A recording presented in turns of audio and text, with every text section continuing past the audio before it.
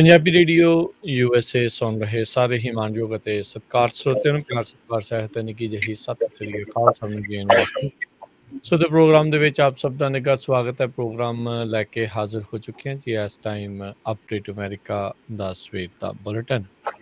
ਅੱਜ ਵੀਰਵਾਰ ਦਾ ਦਿਨ ਤੇ ਵੀਰਵਾਰ ਨੂੰ ਆਪਣਾ ਜਿਹੜਾ ਟਰੱਕਿੰਗ ਦੇ ਨਾਲ ਸੰਬੰਧਿਤ ਪ੍ਰੋਗਰਾਮ ਟਰੱਕਿੰਗ ਥਰਸਡੇ ਜਿਹੜਾ ਹੈ ਉਹ ਲੈ ਕੇ ਹਾਜ਼ਰ ਹੁੰਦੇ ਆ।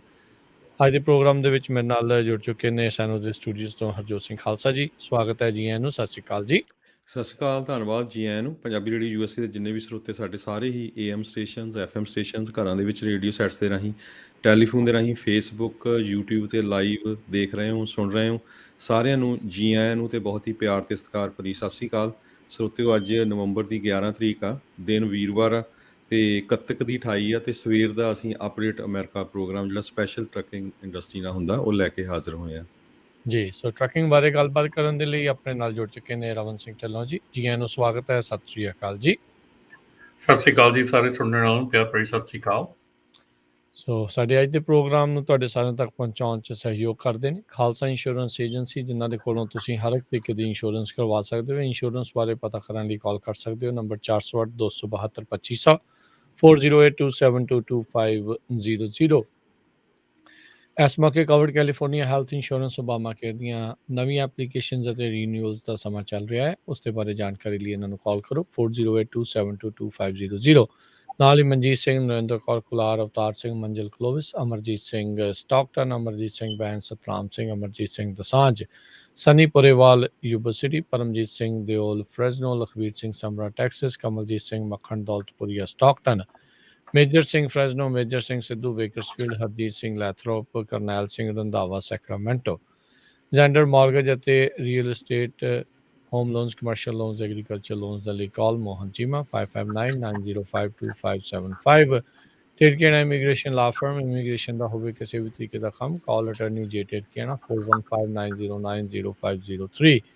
ਕੋਲੀਆ ਟਰੱਕ ਡਰਾਈਵਿੰਗ ਸਕੂਲ, ਫਰੈਜ਼ਨੋ, ਹਾਈਵੇ 99 180 ਦੇ ਕਾਰਨਰ ਤੇ 53 ਫੁੱਟੇ ਟ੍ਰੇਲਰ ਤੇ ਟਰੱਕ ਚਲਾਉਣ ਦੀ ਸਿਖਲਾਈ ਦਿੰਦੇ ਹਨ। ਡਰਾਈਵ ਐਂਡ ਟ੍ਰੇਲਰਸ ਰੈਂਟ ਤੇ ਲਈ ਇਹਨਾਂ ਕੋਲ ਉਪਲਬਧ ਹਨ। ਕਾਲ 5592663737 ਤੇ ਟਰੀਅਸ ਟਰੱਕਿੰਗ ਫਰੈਜ਼ਨੋ, ਜਿਹੜੇ ਕਿ ਸੋਲੋ ਤੇ ਟੀਮ ਟਰੱਕ ਡਰਾਈਵਰਸ ਹਾਇਰ ਕਰ ਰਹੇ ਹਨ। ਸੋਲੋ ਨੂੰ 60 ਸੈਂਟ ਪਰ ਮਾਈਲ ਅਤੇ ਟੀਮ ਡਰਾਈਵਰ ਨੂੰ 70 ਸੈਂਟ ਪਰ ਮਾਈਲ ਮਿਲਣਗੇ। ਕਾਲ 5598344000। ਇਹਨਾਂ ਸਾਰਿਆਂ ਦਾ ਧੰਨਵਾਦ। ਜੇਕਰ ਤੁਸੀਂ ਜਾਂ ਕੋਈ ਹੋਰ ਕਾਰੋਬਾਰ ਇਸ ਪ੍ਰੋਗਰਾਮ ਨੂੰ ਸਪਾਂਸਰ ਕਰਨਾ ਚਾਹੁੰਦੇ ਹੋ, ਸੰਪਰਕ ਕਰ ਸਕਦੇ ਹੋ ਨੰਬਰ 408 722 7698 ਦੇ ਉੱਤੇ।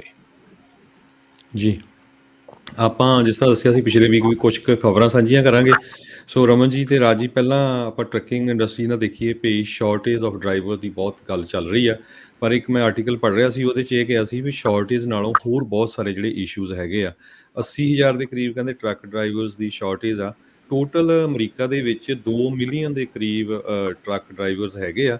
4.5 ਲੱਖ ਕਮਰਸ਼ੀਅਲ ਡਰਾਈਵਿੰਗ ਲਾਇਸੈਂਸ ਹਰ ਸਾਲ ਵੱਖ-ਵੱਖ ਸਟੇਟਸ ਦੀਆਂ ਜਿਹੜੀਆਂ DMV ਆ ਉਹ ਇਸ਼ੂ ਕਰਦੀਆਂ ਹੈਗੀਆਂ।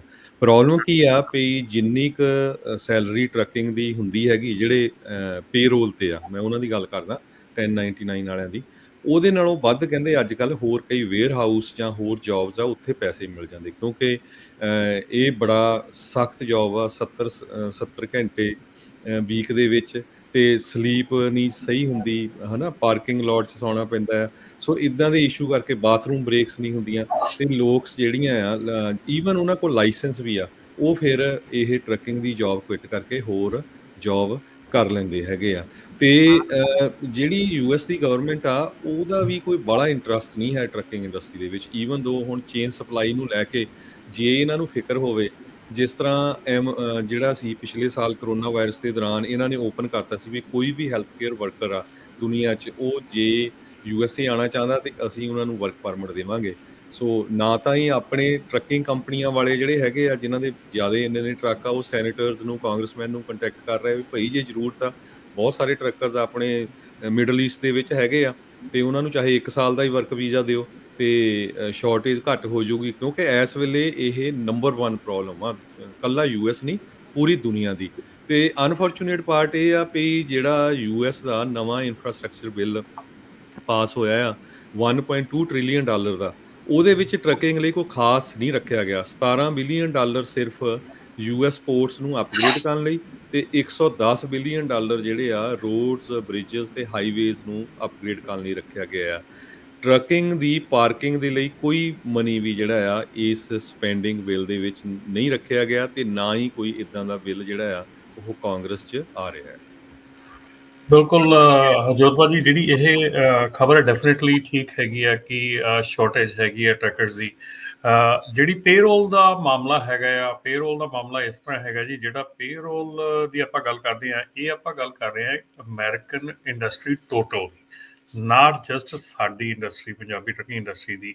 ਅਮਰੀਕਨ ਇੰਡਸਟਰੀ, ਜਿਵੇਂ ਕਿ ਤੁਹਾਨੂੰ ਪਤਾ ਹੋਣਾ ਹੈ ਜਦੋਂ ਭਾਈ ਇੰਸ਼ੋਰੈਂਸ ਦੇ ਵਿੱਚ ਜਿਹੜੇ ਨਵੇਂ ਲਾਇਸੈਂਸ ਲੈਂਦੇ ਆ, ਇੰਸ਼ੋਰੈਂਸ ਏਜੰਟ ਬਣਦੇ ਆ, ਇੰਸ਼ੋਰੈਂਸ ਦਾ ਸਕਸੈਸ ਰੇਟ ਪਹਿਲੇ ਸਾਲ ਦਾ 3% ਹੈਗਾ ਆ।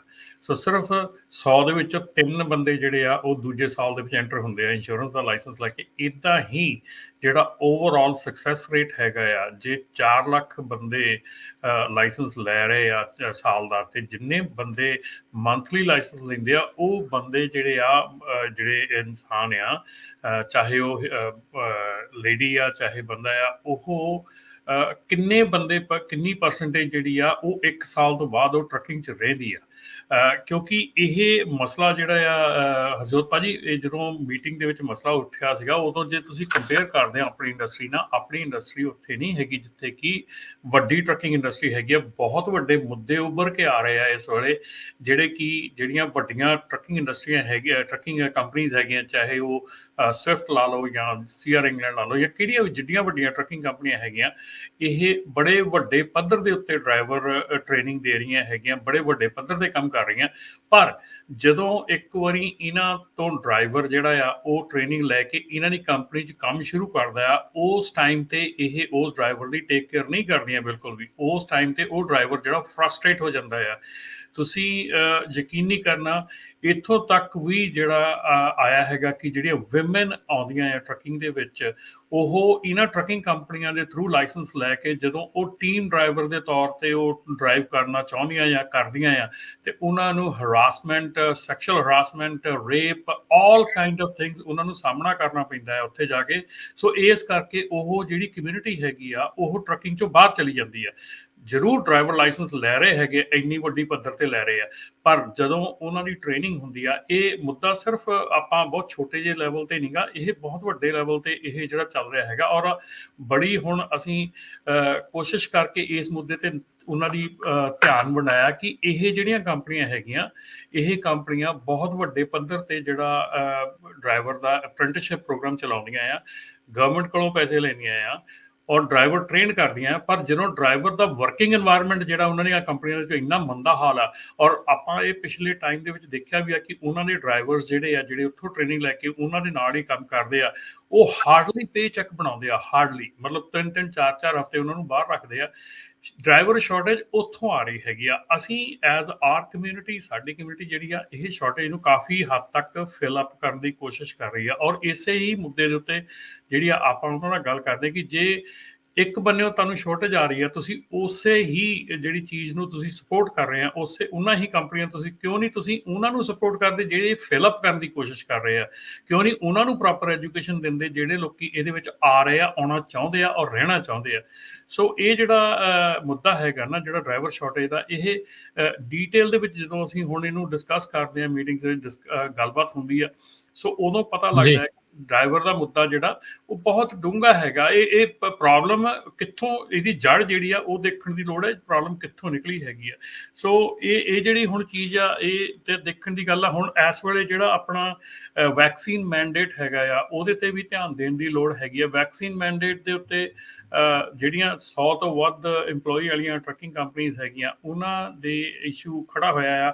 ਔਰ ਲਾਸਟ ਵੀਕ ਜਿਹੜੀ ਟਰਾਈ ਕਰਕੇ ਕੀਤਾ ਗਿਆ ਸੀਗਾ ਕਿ ਜਿਹੜਾ ਸੋਲੋ ਡਰਾਈਵਰ ਹੈਗਾ ਉਹਨੂੰ ਐਗਜ਼ੈਂਪਟ ਕਰ ਦਿੱਤਾ ਗਿਆ ਸੀਗਾ, ਲੇਕਿਨ ਇਸ ਵੇਲੇ ਮੁੱਦਾ ਖੜਾ ਹੋ ਗਿਆ ਕਿ ਟੀਮ ਡਰਾਈਵਰ ਦਾ ਕੀ ਹੈ। ਸੋ ਟੀਮ ਡਰਾਈਵਰ ਦੇ ਬਾਰੇ ਦੇ ਵਿੱਚ ਕਿਸੇ ਨੂੰ ਅਜੇ ਤੱਕ ਕੋਈ ਖੁਲਾਸਾ ਨਹੀਂ ਹੈਗਾ। ਜਿਹੜੀਆਂ 100 ਤੋਂ ਵੱਧ ਇੰਪਲੋਈ ਵਾਲੀਆਂ ਟਰੱਕਿੰਗ ਕੰਪਨੀਆਂ ਹੈਗੀਆਂ, ਉਹਨਾਂ ਦੇ ਜਿਹੜੇ ਟੀਮ ਡਰਾਈਵਰ ਚੱਲਦੇ ਆ ਉਹ ਐਗਜ਼ੈਂਪਟ ਨਹੀਂ ਹੈਗੇ। ਉਹਨਾਂ ਦੋਨਾਂ ਨੂੰ ਈਦਰ ਟੀਕਾ ਲਵਾਉਣਾ ਪੈਣਾ ਆ ਔਰ ਈਦਰ ਉਹਨਾਂ ਨੂੰ ਵੀਕਲੀ ਟੈਸਟ ਕਰਵਾਉਣਾ ਪੈਣਾ ਆ ਤੇ ਮਾਸਕ ਮੈਂਡੇਟ ਉਹਨਾਂ ਨੂੰ ਕਰਨਾ ਪੈਣਾ ਆ। ਸੋ ਰਮਨ ਜੀ ਇੱਥੇ ਕਲੀਅਰ ਕਰਦੇ ਜਾਓ ਵੀ ਸੋ ਜਿਹੜੇ ਜਿਨ੍ਹਾਂ ਦੇ 100 ਤੋਂ ਵੱਧ ਇੰਪਲਾਈ ਆ ਤੇ ਪਰ ਜੇ ਉਹਨਾਂ ਦੇ ਸੋਲੋ ਡਰਾਈਵਰ ਆ ਉਹ ਐਗਜ਼ੈਂਪਟ ਨੇ ਫਿਰ ਇਸ ਵੈਕਸੀਨ ਮੈਂਡੇਟ ਤੋਂ?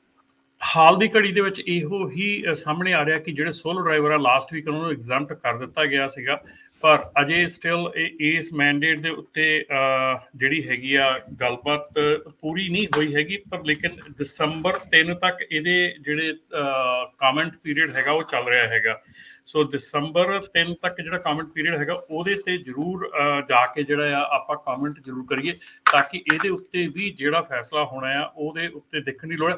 ਸੋ ਗੱਲ ਇਹ ਹੈ ਰਾਜਕਰਨ ਕਿ ਇਸ ਵੇਲੇ ਜਿਹੜੀ ਇਹ ਕੰਸਟ੍ਰੇਨ ਕੀਤੀ ਜਾ ਰਹੀ ਆ, ਜਿਹੜੀ ਵੈਕਸੀਨ ਮੈਂਡੇਟ ਦੇ ਥਰੂ ਕੰਸਟ੍ਰੇਨ ਹੋ ਰਹੀ ਹੈ ਟਰੱਕਿੰਗ ਇੰਡਸਟਰੀ ਦੇ ਉੱਤੇ, ਇਹਦੇ ਤੇ ਪ੍ਰੋਬਲਮ ਇਹ ਆਉਣੀ ਆ ਕਿ ਜੇ ਇਹ ਟੀਮ ਡਰਾਈਵਰ ਨਹੀਂ ਐਗਜ਼ੈਂਪਟ ਹੁੰਦੇ ਜਾਂ trucking industry as a whole exempt ਨਹੀਂ ਹੁੰਦੀ, ਤੇ ਸਪਲਾਈ ਚੇਨ ਇਸ਼ੂਜ਼ ਜਿਹੜੇ ਆ ਉਹ ਸੁਧਰਨ ਦੀ ਬਜਾਏ ਉਹ ਹੋਰ ਵਿਗੜਦੇ ਜਾਣੇ ਆ।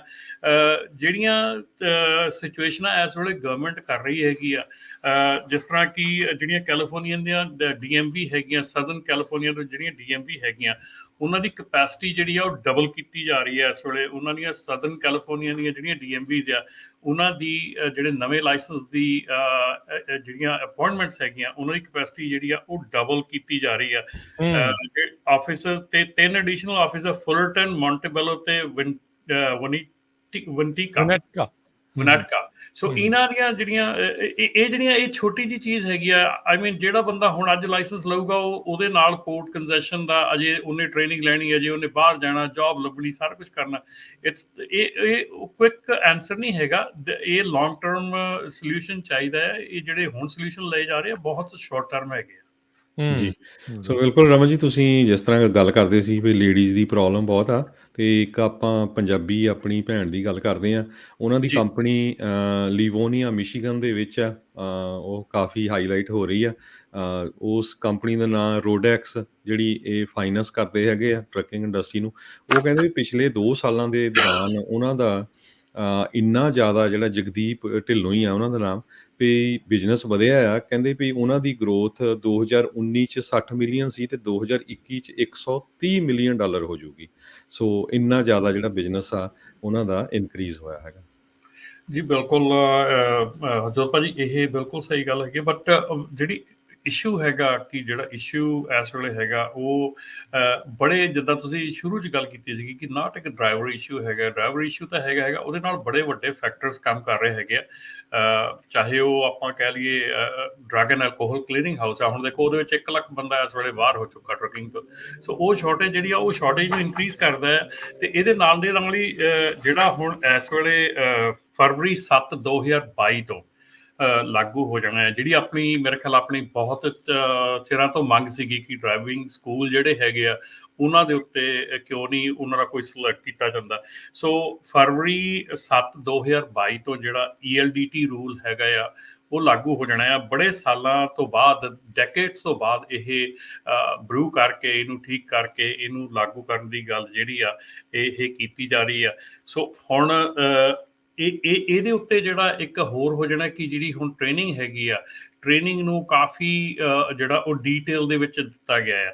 ਇਸ ਟ੍ਰੇਨਿੰਗ ਦੇ ਉੱਤੇ ਜਿਹੜਾ ਡਰਾਈਵਰ ਜਿਹੜਾ ELDT ਰੂਲ ਹੈਗਾ, ਉਹ ਡਰਾਈਵਿੰਗ ਸਕੂਲ ਦਾ ਵੀ ਜਿੱਦਾਂ ਆਪਣਾ drug and alcohol the clearing house ਬਣਿਆ, ਇੱਦਾਂ ਹੀ ਉਹਨਾਂ ਦਾ ਵੀ ਇੱਕ ਜਿਹੜਾ ਕਲੀਅਰਿੰਗ ਹਾਊਸ ਹੈਗਾ ਜਾਂ ਉਹਨਾਂ ਦਾ ਕਹਿ ਲਓ ਵੀ ਰਜਿਸਟ੍ਰੇਸ਼ਨ ਹੈਗੀ ਆ, ਉਹ ਵੀ ਓਪਨ ਆ ਇਸ ਵੇਲੇ, ਔਰ ਉਹ ਵੀ ਫਰਵਰੀ ਤੱਕ ਹੋਣੀ ਚਾਹੀਦੀ ਆ ਅਗਲੇ ਸਾਲ ਦੀ।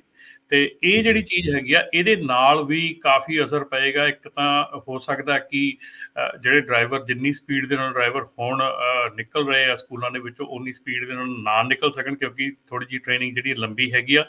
ਇਹਦੇ 'ਚ ਇੱਕੋ ਹੀ ਡਰਾਬੈਕ ਹੈਗਾ ਜਿਹਦੇ ਬਾਰੇ 'ਚ ਅਸੀਂ ਕੁਐਸਚਨ ਚੱਕਿਆ ਸੀਗਾ ਕਿ ਜਿਹੜਾ ਇਹਦੇ ਵਿੱਚ ਕੀਤਾ ਗਿਆ ਕਿ ਜਿੱਦਾਂ ELD ਦੇ ਵਿੱਚ ਕੀਤਾ ਗਿਆ ਸੀਗਾ ਸੈਲਫ ਸਰਟੀਫਿਕੇਸ਼ਨ ਦਾ, ਕਿ ਸੈਲਫ ਸਰਟੀਫਾਈ ਕਰਦੇ ਹੋ, ਸੈਲਫ ਸਰਟੀਫਾਈ ਹੋਣਾ ਚਾਹੀਦਾ, ਉਹ ਚੀਜ਼ ਨੂੰ ਅਸੀਂ ਕੁਐਸਚਨ ਆਊਟ ਕੀਤਾ ਸੀਗਾ ਕਿ ਸੈਲਫ ਸਰਟੀਫਿਕੇਸ਼ਨ ਨਹੀਂ ਹੋਣੀ ਚਾਹੀਦੀ, ਥਰਡ ਪਾਰਟੀ ਸਰਟੀਫਿਕੇਸ਼ਨ ਹੋਣੀ ਚਾਹੀਦੀ ਹੈ, ਜਿਹਦੇ ਵਿੱਚ ਕਿ ਮੇਕ ਸ਼ੋਰ ਕੀਤਾ ਜਾ ਸਕੇ ਕਿ ਜਿਹੜੀਆਂ ਪਾਰਟੀਜ਼ ਇਨਵੋਲਵ ਹੈਗੀਆਂ ਉਹ ਫੋਲੋ ਅਪ ਕਰਨ ਰੂਲ ਦੀ। ਜੀ, ਜਿਸ ਤਰ੍ਹਾਂ ਤੁਸੀਂ ਵੈਕਸੀਨ ਦੀ ਵੀ ਗੱਲ ਕਰਦੇ ਆ, ਜੇ ਕਹਿੰਦੇ ਵੀ ਇਹ ਵੈਕਸੀਨ ਵਾਲਾ ਮੈਂਡੇਟ ਜਿਹੜਾ ਆ ਜਨਵਰੀ ਤੋਂ ਲਾਗੂ ਹੋ ਜਾਂਦਾ ਤੇ 37% ਹੋਰ ਡਰਾਈਵਰ ਜਿਹੜੇ ਆ ਉਹ ਘਟ ਜਾਣਗੇ, ਕਿਉਂਕਿ ਬਹੁਤ ਸਾਰੇ ਜਿਹੜੇ ਡਰਾਈਵਰਸ ਆ ਜਿਨ੍ਹਾਂ ਨੇ ਵੈਕਸੀਨ ਨਹੀਂ ਲਵਾਏ। ਤੁਸੀਂ ਹੁਣ ਹਿਸਾਬ ਲਾ ਲਓ, 80,000 ਪਹਿਲਾਂ ਸ਼ਾਰਟ ਆ, 37% 2 ਮਿਲੀਅਨ ਦਾ ਹੋਰ ਹੋ ਗਿਆ, ਤਾਂ ਫੇਰ ਤਾਂ ਇੱਕਦਮ ਸਪਲਾਈ ਚੇਨ ਦਾ ਬਹੁਤ ਬੁਰਾ ਹਾਲ ਹੋਊਗਾ। ਬਹੁਤ ਬੁਰਾ ਹਾਲ ਹੈ ਜੀ, ਪੱਠਾ ਬੈਠਣ ਵਾਲਾ ਹੈ। ਜਿਹੜਾ ਲੱਗਦਾ ਆ ਵੀ ਆਲਰੇਡੀ ਇਦਾਂ ਦੀ ਸਥਿਤੀ ਜਿਹੜੀ ਉਹ ਬਣੀ ਪਈ ਹੈਗੀ ਆ। ਉਧਰ ਸੇਫਟੀ ਦੀ ਹਰਜੋਤ ਸਿੰਘ ਜੀ ਤੁਸੀਂ ਸ਼ੁਰੂਆਤ 'ਚ ਜਿਹੜੀ ਗੱਲ ਕੀਤੀ ਸੀ ਵੀ ਪਾਰਕਿੰਗ ਬਾਰੇ ਕੋਈ ਇਹਨਾਂ ਨੂੰ ਤਰਜੀਹ ਨਹੀਂ ਆ, ਟਰੱਕਰਸ ਦੀ ਸੇਫਟੀ ਨੂੰ ਲੈ ਕੇ ਕੋਈ ਤਰਜੀਹ ਨਹੀਂ ਇਨਫਰਾਸਟ੍ਰਕਚਰ ਦੇ ਵਿੱਚ। ਇੱਕ ਲਵ ਤੋਂ ਜਿਹੜੀ ਖਬਰ ਇਹ ਆ ਰਹੀ ਸੀ ਹਰਜੋਤ ਸਿੰਘ ਜੀ ਵੀ ਗਨ ਪੁਆਇੰਟ ਦੇ ਉੱਤੇ ਰੌਬ ਕੀਤਾ ਗਿਆ ਇੱਕ ਟਰੱਕ ਡਰਾਈਵਰ ਸੇਂਟ ਲੂਇਸ ਮਜ਼ੂਰੀ ਦੇ ਵਿੱਚ ਐਤਵਾਰ ਰਾਤ ਦੀ, ਕਹਿੰਦੇ ਵੀ ਉੱਥੋਂ ਦੀ ਇਹ ਜਿਹੜੀ ਖਬਰ ਹੈਗੀ ਆ।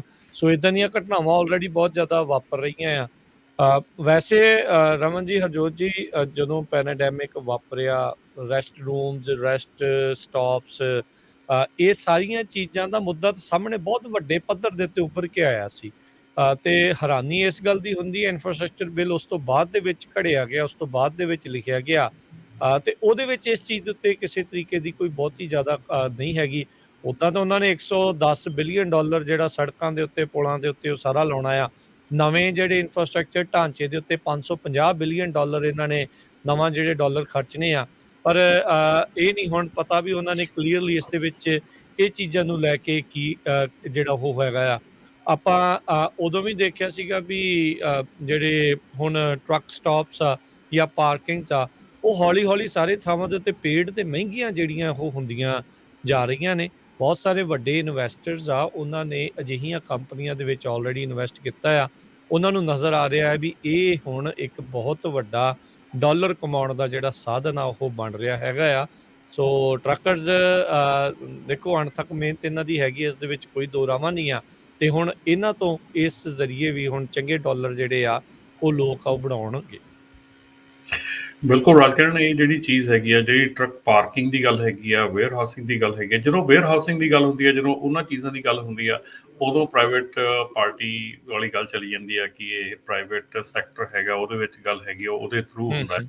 ਪਰ ਜਿਹੜੀ ਫਰੀਵੇਜ਼ ਦੇ ਉੱਤੇ ਹੈਗੀ ਆ, ਜਿਹੜੀ ਫਰੀਵੇਜ਼ ਦੇ ਰੈਸਟਰੂਮ ਹੈਗੇ ਆ, ਪਾਰਕਿੰਗ ਏਰੀਆਜ਼ ਹੈਗੇ ਆ, ਸੀਰੀਅਸਲੀ ਇੰਨੇ ਕੁ ਥੋੜ੍ਹੇ ਹੈਗੇ। ਆਪਾਂ ਜੇ ਕੈਲੀਫੋਰਨੀਆ ਦੀ ਗੱਲ ਕਰ ਲਈਏ, 99 ਦੇ ਉੱਤੇ ਸਿਰਫ 2 ਰੈਸਟ ਏਰੀਆਜ਼ ਹੈਗੇ ਆ, ਸੈਕਰਾਮੈਂਟੋ ਤੋਂ ਲੈ ਕੇ ਤੇ ਥੱਲੇ ਆਪਣੇ ਗ੍ਰੇਪ ਪੁਆਇੰਟ ਤੱਕ। ਤੇ ਜੇ ਆਪਾਂ ਟਰੱਕਾਂ ਦੀ ਮਿਕਦਾਰ ਦੇਖ ਲਈਏ, ਜੇ ਟਰੱਕਾਂ ਦੀ ਆਪਾਂ ਇੱਥੇ ਮਤਲਬ ਕਿ ਦੇਖ ਲਈਏ ਕਿ ਆਪਣੇ 99 ਤੋਂ ਕਿੰਨਾ ਟਰੱਕ ਨਿਕਲਦਾ ਹੈਗਾ, ਤੇ ਬਿਲਕੁਲ ਹੈਰਾਨੀ ਹੁੰਦੀ ਆ ਕਿ ਇੰਨਾ ਵੀ ਜਿਹੜੀ ਗਵਰਨਮੈਂਟ ਆ ਉਹ ਨਹੀਂ ਕਰ ਰਹੀ ਹੈਗੀ। ਔਰ ਇਹ ਵੀ ਜਿਹੜੇ 2 ਰੈਸਟ ਏਰੀਆਜ਼ ਹੈਗੇ ਆ, ਇਹ ਵੀ ਟਾਈਮ ਟੂ ਟਾਈਮ ਬੰਦ ਮਿਲਦੇ ਆ, ਕਈ ਵਾਰੀ ਤੁਹਾਨੂੰ ਨਹੀਂ ਖੁੱਲੇ ਹੁੰਦੇ। ਔਰ ਟਰੱਕਰ ਜਿਹੜਾ ਹੈਗਾ ਆ, ਫਿਰ ਅਲਟੀਮੇਟਲੀ ਜਦੋਂ ਹੁਣ ਇਹ ਚੀਜ਼ ਹੁੰਦੀ ਆ, ਤੇ ਜਿਹੜਾ ਪ੍ਰਾਈਵੇਟ ਸੈਕਟਰ ਹੈਗਾ ਉਹ ਫਿਰ ਕਿਤੇ ਨਾ ਕਿਤੇ ਜਾ ਕੇ ਇਸ ਚੀਜ਼ ਦਾ ਫਾਇਦਾ ਚੱਕਦਾ ਕਿ ਉਹ ਟਰੱਕ ਸਟਾਪ ਜਿਹੜੇ ਬਣਦੇ ਹੈਗੇ ਆ। ਐਂਡ ਡੈਫੀਨੇਟਲੀ ਮੈਂ ਇਹਨੂੰ ਫਾਇਦਾ ਚੱਕਣ ਵਾਲੀ ਗੱਲ ਨਹੀਂ ਕਹੂੰਗਾ, ਮੈਂ ਇਹ ਕਹੂੰਗਾ ਕਿ ਡੈਫੀਨੇਟਲੀ ਜਿੱਥੇ ਵੀ ਕੋਈ ਬੰਦਾ ਆਪਰਚੁਨਿਟੀ ਦੇਖਦਾ ਹੈਗਾ ਉਹ ਕਰਦਾ ਹੈਗਾ। ਪਰ ਸਾਨੂੰ ਪਾਰਕਿੰਗ ਚਾਹੀਦੀ ਆ। ਡਜ਼ਨਟ ਮੈਟਰ ਕੌਣ ਪ੍ਰੋਵਾਈਡ ਕਰ ਰਿਹਾ, ਡਜ਼ਨਟ ਮੈਟਰ ਉਹ ਗਵਰਨਮੈਂਟ ਪ੍ਰੋਵਾਈਡ ਕਰ ਰਹੀ ਹੈ ਜਾਂ ਉਹ ਪ੍ਰਾਈਵੇਟ ਸੈਕਟਰ ਪ੍ਰੋਵਾਈਡ ਕਰ ਰਿਹਾ। ਲਵਜ਼ ਨੇ ਲੇਟਲੀ ਜਿਹੜਾ ਪਿਛਲੇ 2-3 ਸਾਲਾਂ ਦੇ ਵਿੱਚ ਬਹੁਤ ਜਿਹੜੀ ਆ ਫਾਸਟ ਉਹਨੇ ਟਰੱਕ ਸਟਾਪ ਖੋਲ੍ਹੇ ਹੈਗੇ ਆ। ਜਿਹੜੇ ਟਰੱਕ ਸਟਾਪ ਲਵਜ਼ ਹੈਗੇ, ਉਹਨਾਂ ਦੇ ਪਾਰਕਿੰਗਾਂ ਥੋੜ੍ਹੀਆਂ ਹੁੰਦੀਆਂ, ਪਰ ਡੈਫੀਨੇਟਲੀ ਉਹਨਾਂ ਨੇ ਕਾਫੀ ਜਿਹੜੇ ਟਰੱਕ ਸਟਾਪ ਖੋਲ੍ਹੇ ਹੈਗੇ। ਹੁਣ ਆਪਣੇ ਵੀ ਜਿਹੜਾ ਫ੍ਰਿਜ਼ਨੋ ਤੇ ਮਡੇਰੇ ਵਾਲੀ ਸਾਈਡ ਨੂੰ ਮੇਰੇ ਖਿਆਲ ਇੱਕ ਟਰੱਕ ਸਟਾਪ ਐਵਨਿਊ 7 ਤੇ ਆ ਰਿਹਾ ਹੈਗਾ, ਇੱਕ ਅੱਗੇ ਖੁੱਲਿਆ ਹੈਗਾ ਜਿਹੜਾ ਹਰਿੰਡਨ ਤੋਂ ਬੰਦ ਹੋਇਆ ਸੀਗਾ, ਲਵਜ਼ ਹੈਗਾ, ਪਲ ਫਲਾਈਂਗ ਜਿਹਦਾ ਪਹਿਲਾਂ ਸੀਗਾ। ਪਰ ਹੁਣ ਕਾਫੀ ਤਰੱਕੀ ਹੋ ਰਹੀ ਹੈ, ਕਾਫੀ ਜਿਹੜੇ ਇਹ ਟਰੱਕ ਸਟਾਪ ਹੈਗੇ ਆ ਰਹੇ ਆ। ਪਰ ਡੈਫੀਨੇਟਲੀ ਇਸ ਗੱਲ ਦੇ ਨਾਲ ਮੈਂ ਕਹੂੰਗਾ ਕਿ ਚਾਹੇ ਪ੍ਰਾਈਵੇਟ ਸੈਕਟਰ ਪ੍ਰੋਵਾਈਡ ਕਰਦਾ, ਚਾਹੇ ਗਵਰਨਮੈਂਟ ਪ੍ਰੋਵਾਈਡ ਕਰੇ, ਕਿਸੇ ਨਾ ਕਿਸੇ ਨੂੰ ਪ੍ਰੋਵਾਈਡ ਕਰਨੀ ਚਾਹੀਦੀ ਹੈ। ਸੋ ਰਮਨ ਜੀ, ਮੈਨੂੰ ਲੱਗਦਾ ਸਿਰਫ ਕੈਲੀਫੋਰਨੀਆ 'ਚ ਆ, ਜੇ ਕਈ ਵਾਰੀ ਆਪਾਂ ਕੈਨੇਡਾ ਜਾਂਦੇ, ਵਾਸ਼ਿੰਗਟਨ ਜਿਹੜੀ ਸਟੇਟ ਆ, ਉੱਥੇ ਮੈਂ ਦੇਖਿਆ ਬਹੁਤ ਜ਼ਿਆਦਾ ਰੈਸਟ ਏਰੀਆਜ਼ ਆ। ਜੀ, ਵਾਸ਼ਿੰਗਟਨ ਦੇ ਵਿੱਚ ਭਾਈ ਰੈਸਟ ਏਰੀਆਜ਼ ਵੀ ਬਹੁਤ ਆ। ਤੇ ਹੈਰਾਨੀ ਵਾਲੀ ਗੱਲ ਇਹ ਆ ਕਿ ਵਾਸ਼ਿੰਗਟਨ ਦੇ ਵਿੱਚ ਤੁਹਾਨੂੰ ਹਰ ਰੈਸਟ ਏਰੀਏ ਦੇ ਉੱਤੇ ਜਿਹੜੇ ਆਪਣੇ ਵੈਟਰਨਸ ਹੈਗੇ ਆ ਜਾਂ ਓਲਡ ਆਪਣੇ ਹੈਗੇ ਆ, ਜਿਹੜੇ ਸਿਟੀਜ਼ਨਸ ਹੈਗੇ ਆ, ਉਹ ਕਾਫੀ ਤੇ ਕੁਕੀਜ਼ ਉੱਥੇ ਹਮੇਸ਼ਾ ਰੱਖ ਕੇ ਬੈਠੇ ਹੁੰਦੇ ਆ। ਐਂਡ ਤੁਸੀਂ ਡੋਨੇਟ ਕਰ ਸਕਦੇ ਆ, ਪਰ ਰਿਕੁਆਇਰਡ ਨਹੀਂ ਗਾ ਤੁਹਾਨੂੰ ਕੋਈ ਵੀ ਮਨੀ ਦੇਣੀ। ਬਟ ਇਹ ਮੈਨੂੰ ਬਹੁਤ ਚੰਗੀ ਗੱਲ ਲੱਗਦੀ ਹੈ ਜਦੋਂ ਇਹੋ ਜਿਹੀਆਂ ਸਟੇਟਸ ਜਾਂਦੇ ਆ ਔਰ ਤੁਸੀਂ ਕਿਤੇ ਟਰੱਕ ਸਟਾਪ ਤੇ ਖੜ੍ਹਦੇ ਆ ਤੇ ਤੁਹਾਨੂੰ ਹੌਟ ਕਾਫੀ ਤੇ ਤੁਹਾਨੂੰ ਨਾਲ ਕੁਕੀਜ਼ ਵਗੈਰਾ ਉੱਥੇ ਲੈ ਕੇ ਬੈਠੇ ਹੁੰਦੇ ਆ, ਤਾਂ ਕਿ ਜਿਹੜੇ ਸਫ਼ਰ ਕਰਦੇ ਆ ਹੈ ਨਾ, ਉਹਨਾਂ ਨੂੰ ਥੋੜ੍ਹਾ ਜਿਹਾ ਐਟਲੀਸਟ ਬੈਨੀਫਿਟ ਹੋ ਸਕੇ। ਬਹੁਤ ਸਟੇਟਸ ਹੈਗੀਆਂ ਹਰਜੋਤ ਭਾਜੀ ਜਿਨ੍ਹਾਂ ਦੇ ਵਿੱਚ ਰੈਸਟ ਏਰੀਆਜ਼ ਦੇ ਉੱਤੇ ਬਹੁਤ ਜ਼ਿਆਦਾ ਧਿਆਨ ਦਿੱਤਾ ਜਾਂਦਾ ਹੈ। ਫਲੋਰੀਡਾ ਦੇ ਵਿੱਚ ਕਹਿ ਲਓ, ਟੈਕਸਸ ਦੇ ਵਿੱਚ ਰੈਸਟ ਏਰੀਆਜ਼ ਜਿਹੜੇ ਆ ਉਹਨਾਂ ਨੂੰ ਐਜ਼ ਅ ਸ਼ੈਲਟਰ ਵੀ ਯੂਜ਼ ਕੀਤਾ ਜਾਂਦਾ ਹੈ, ਟੋਰਨੇਡੋ ਸ਼ੈਲਟਰਸ ਲਾਗੇ ਲਾਗੇ ਦੇ ਜਿਹੜੇ ਉਹਦੇ ਟਾਊਨਸ ਹੈਗੇ, ਕਸਬੇ ਹੈਗੇ ਆ, ਉਹ ਸ਼ੈਲਟਰ ਦੇ ਤੌਰ ਤੇ ਵੀ ਉਹਨੂੰ ਯੂਜ਼ ਕੀਤਾ ਜਾਂਦਾ ਹੈ। ਸੋ ਉਹਨਾਂ ਦੇ ਜਿਹੜੇ ਰੈਸਟ ਏਰੀਆਜ਼ ਹੈਗੇ ਆ ਉੱਤੇ ਕਾਫੀ ਮਨੀ ਇਨਵੈਸਟ ਕੀਤੀ ਜਾਂਦੀ ਹੈ। ਸਾਡੇ ਜਿਹੜੇ ਇੱਥੋਂ ਦੇ ਰੈਸਟ ਏਰੀਆਜ਼ ਹੈਗੇ ਆ ਥੋੜੇ ਛੋਟੇ ਵੀ ਆ ਤੇ ਨਿਗਲੈਕਟ ਵੀ ਹੋਏ ਆ, ਕਈ ਵਾਰੀ ਨਿਗਲੈਕਟ ਹੁੰਦੇ ਆ ਬਹੁਤ ਜ਼ਿਆਦਾ, ਪਰ ਅਪਗ੍ਰੇਡ ਨਹੀਂ ਹੈਗੇ ਕਈ, ਤੇ ਰੈਸਟ ਏਰੀਆਜ਼ ਬਿਲਕੁਲ ਟੋਟਲੀ ਉੱਥੇ ਦੇ ਉੱਥੇ ਖੜੇ ਆ। ਇਦਾਂ ਹੋ ਜਾਂਦਾ ਨਾ, ਜਿੱਦਾਂ ਆਪਾਂ ਸੁਣਦੇ ਹਾਂ ਘਰ ਦੀ ਮੁਰਗੀ ਦਾਲ ਬਰਾਬਰ। ਹੁਣ ਜਿੱਥੇ ਜ਼ਿਆਦਾ ਜਾਣੇ ਆ ਉੱਥੇ ਉਹ ਕੇਅਰ ਹੀ ਨਹੀਂ ਕਰਦੇ, ਜਿੱਥੇ ਘੱਟ ਨੇ ਉੱਥੇ ਉਹ ਜ਼ਿਆਦਾ ਜਿਹੜਾ ਉਹ ਧਿਆਨ ਜਿਹੜਾ ਉਹ ਰੱਖਦੇ। ਇੱਥੇ ਪਾਪੂਲੇਸ਼ਨ ਵੀ, ਆਬਾਦੀ ਵੀ ਆਪਾਂ ਨੂੰ ਪਤਾ ਜ਼ਿਆਦਾ ਆ, ਇਹ ਹੋਰ ਪਾਸੇ ਦਾ ਖਰਚਾ ਜਿਹੜਾ ਉਹ ਕਰੀ ਜਾਂਦੇ ਆ।